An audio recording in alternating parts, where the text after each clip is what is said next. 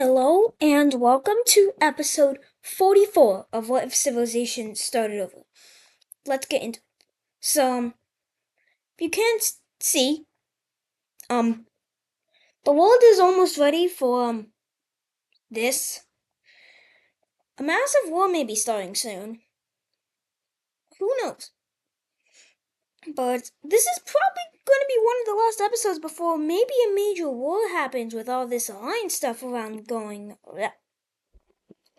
So firstly, we're gonna, like every other episode, we're gonna start with this thing. And, this thing here is going through a civil war.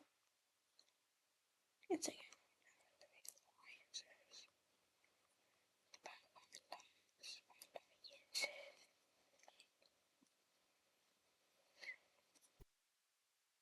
just add a separate layer.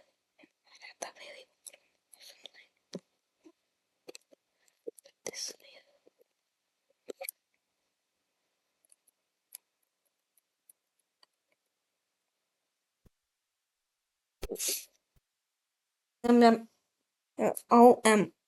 By the I can't. I was doing stuff the Korean update when I realized I kind of forgot to press on record. Luckily, I could just go back. I realized it right before I drew the peace treaty, and if I can't really remember exactly, but yeah, now Japan looks like this. Oh, without this capital.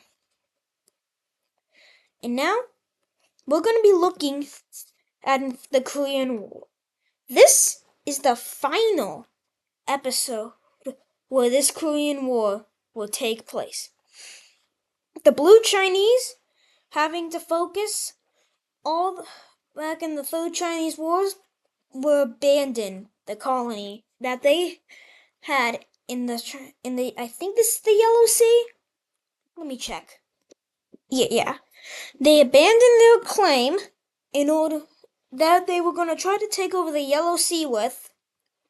And now, North Korea seeing this is going to take their entire army and bring it down to South Korea. They swiftly invade and make a massive encirclement of a major Korean city, major Korean ports, and secret bomb warfare from China will make it so this entire city with 500,000 troops in it is destroyed. And now the North Koreans keep destroying the South Koreans as they go around the coastlines, make another encirclement, and take over that with explosions. And they keep reaching all the way down to the capital.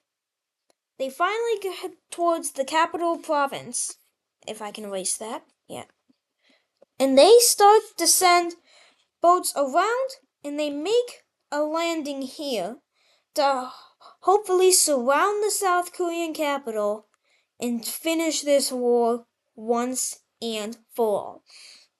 But right when they're on the outskirts of the capital, a secret invasion from the Blue Chinese country takes place right at the Korean capital.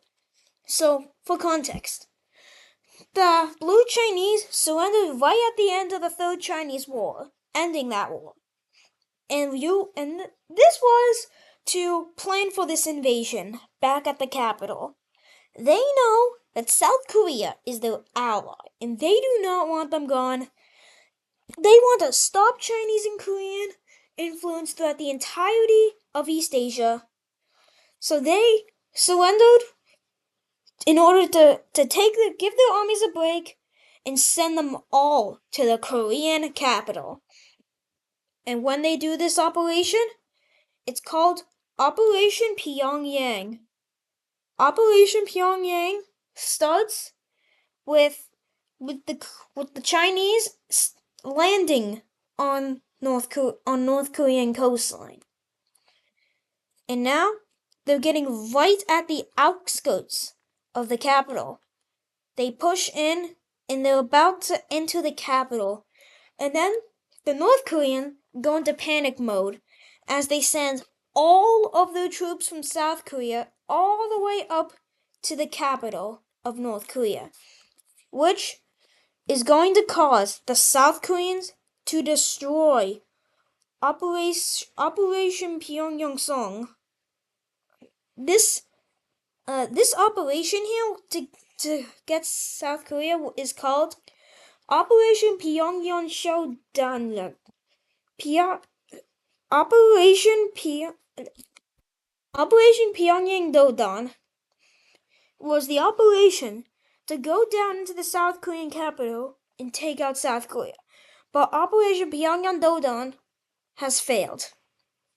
And now, Operation Pyongyang started, and South Korea has started Operation Pyongyang 2.0 and is pushing up into the North Koreans.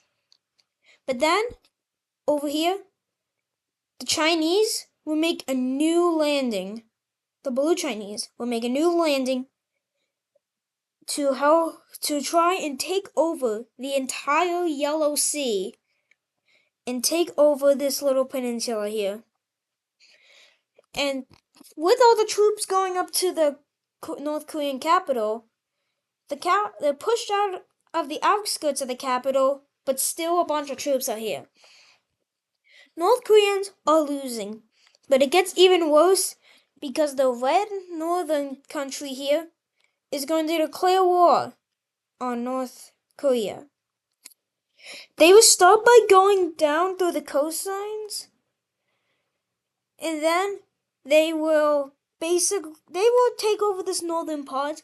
Their goal is to get the northern half of Korea, and they will absolutely start destroying them.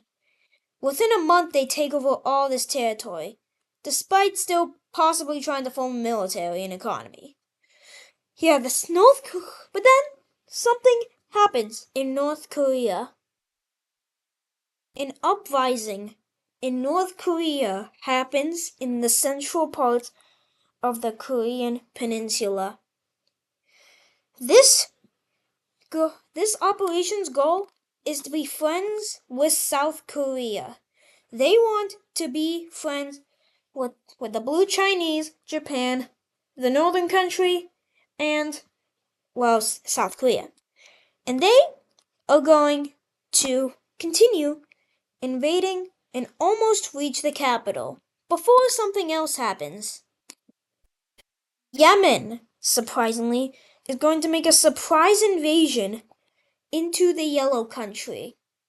This is super surprising. The Yemenis sent 100,000 of their best some of their best troops up into this uprising, and this uprising eventually falls. But then the Blue Chinese go into panic mode, seeing an Asian power who controls like half of Africa, like half of North America, like a quarter of South America, and pretty much half of Oceania, and like the strongest country in the world, and also a person who literally a country that kind of controls the entire Indian Ocean at this point. That was a lot. But the Blue Chinese also want the capital, and the coastline of the Yellow Sea, so they're gonna take all this territory super quickly, and the Red Country is gonna take this territory, pushing North Korea back to this tiny territory here. I think we can do that. The Red Country will be cut off, and also this coastline will be taken, and now it's just the battles for this territory.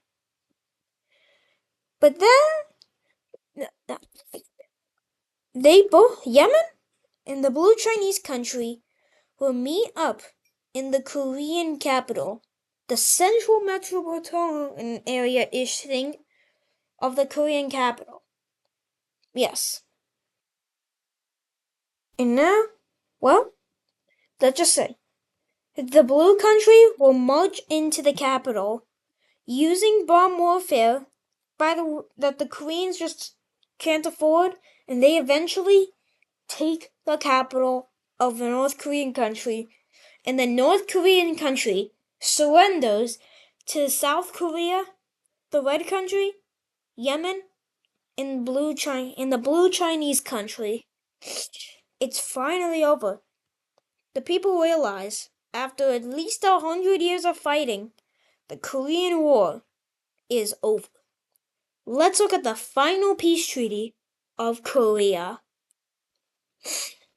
And this is the peace treaty. The Red country will get this. The South Koreans will get this. The Blue Chinese will get that. And if I can get the color, Yemen gets this. Yemen and the Blue Chinese country will split the capital, mostly going over to the Blue Chinese. But now, the Korean War, the war that has lasted hundreds of years in Wixo, is finally over. Okay. Now I've got to add alliances to some of these. When I mean some of them, I only mean one of them because Yemen is the only one who's here that's currently in it. But then, a new alliance is going to be made. The Heart Alliance is made by South Korea. Some countries will join it. The three founders of the alliance are South Korea, the Blue Chinese country, and the Red country. Their goal is to make stability in the northern parts of East Asia, in Japan area. But then this green country will join it because they don't want to join the Diamond Alliance, but they also want protection from A Alliance. And some other countries are going to join this Heart Alliance. Like this country here.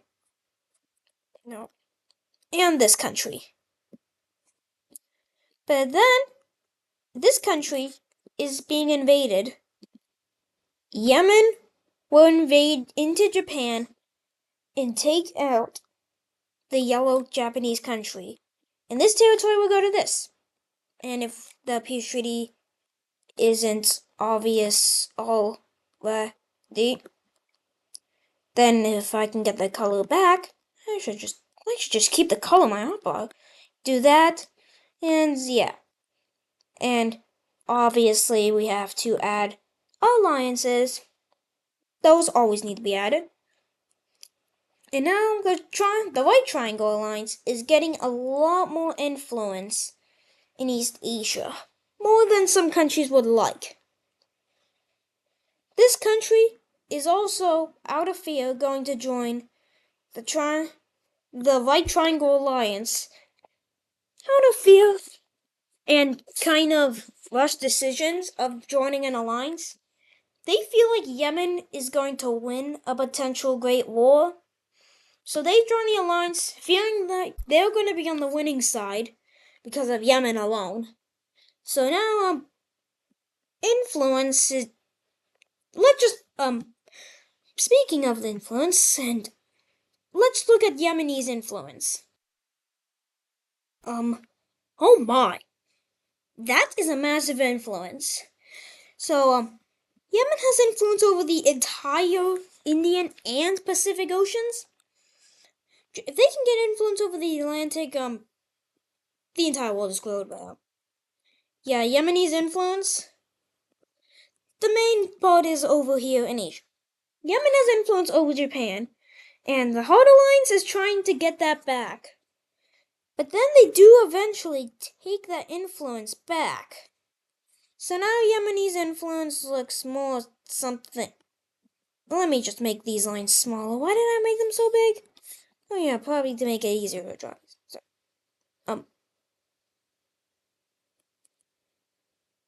like that? Something like that. Maybe not. Maybe not. Last line. Yeah, their influence looks something like that now, and Yemen kind of wants more influence. So much that they're going to start a war over it. Literally. Why do I say that? Because now we're going over to Scotland. Because Yemen is invading Scotland. Yeah, Yemen's just doing crazy stuff. And by the way, for reference, I'm pretty sure Suez Canal's almost here. Project Indo-Mediterranean Connection has started, and it is a project to build like a Suez Canal. Indo-Mediterranean Connection is going to happen, and it's almost Project Indo-Mediterranean Connection. It's almost complete, so Suez Canal is almost here, and it's kind of supported by the Circle Alliance. They're doing it to get back at the Triangle Alliance, knowing that South Africa here has a bunch of trade going through them, making the Triangle Alliance rich. So, Operation Indo-Mediterranean Connection was made to prevent this, making easier trade. So, back to Scotland. Yemen kind of wants that trade now. And they may try to, but they invade Scotland. And they will fully annex Scotland somehow. How are you gonna control all of this, Mr. Yemen? Oh, but you Britain, you're scared for your life, so which alliance are you gonna join? Tell me which one. You will join. The British are gonna join the Lightning Bolt Alliance. What? They don't like Ireland, and they also don't like the French, which both are in the Triangle Alliance. They also don't like the French or Iberians. They don't like anybody in the Triangle Alliance. Not even you, Mr. Norway. Not even you. Or you, Corsica. Britain just doesn't, they joined the kind of a little bit out of fear, but also for maybe potential to get back at the Triangle Alliance. So, yeah. Now we are going to look at this situation. Remember when this thing collapsed? Yeah. It's gonna join an alliance. Wait, which alliance would join? Well, so the people are going to make referendums in order to join different alliances. It's kind of like a Turkish election of allies. And I'll get this on a separate layer. Look. So this is the sort of electoral map thing. This for the Turkish country, and they're gonna have an election in order which alliance they want to join. They have three options: the star lines, the square lines, and the circle lines. So I'm gonna be coloring the star alliance in green.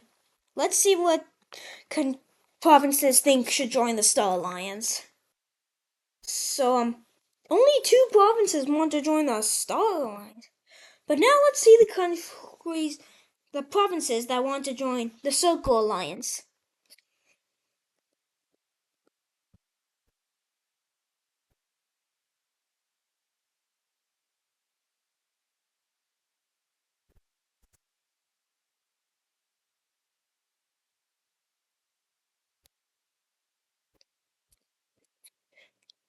Oh wait, was I recording?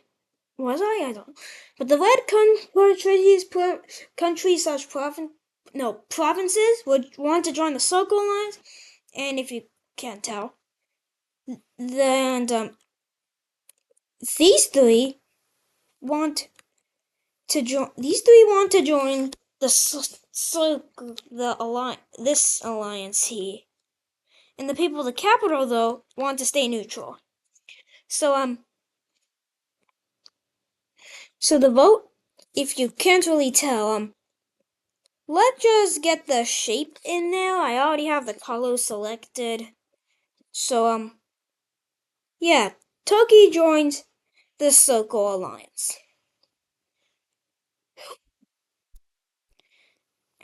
Let me just get that real quick. Oh, and the final final 2 countries that haven't joined alliances. This country, this is going to join this alliance thing here. And this pink purple country thing here is gonna stay neutral. Yeah, they're gonna stay. Decide to stay. Oh, that's a thing that's been on the map. That's next to. What is that? Oh, that's weird. Okay, that is actually going to do it for today's video. That was a long video, and this world is ready for war. A world war. Let me just say, if I can get the closing thing ready. Hope you enjoyed today's episode. See you in the next episode, where a major war is going to happen, and bye.